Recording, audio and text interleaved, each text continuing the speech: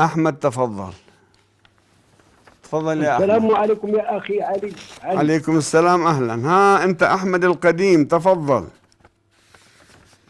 أنا من المغرب. أهلا وسهلا، تفضل. نعم، قلت على أنهم لم يوظفوا أحدا من عشيرة الرسول، لأن الرسول لم يوظف أحدا منهم، بحيث نصب عماله على مكة والطائف وبحران ونجران وكندا واليمن وعمان والبحرين وتيماء وخيبر وفادك، كلهم من بنو أمية وحلفائهم. لماذا؟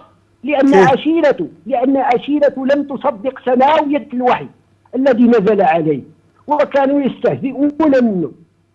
يعني بني أمية صدقوا، وبني هاشم ما صدقوا بالنبي. ها؟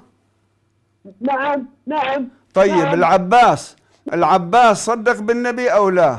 ظل كافر عندك؟ لا أدري. صدق بالنبي؟ لا أدري، صدق بالنبي؟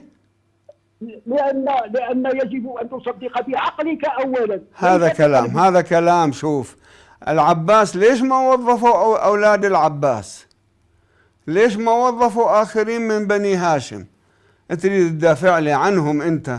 بني أمية تطلعهم خير من بني هاشم؟ ما أحد قالها من المسلمين أبدا، أن بني أمية أسلموا آمنوا وصاروا جيدين أكثر من بني هاشم. ما أحد قالها يا أخي، حتى الأمويين ما يقولوها يا أخ أحمد. طيب.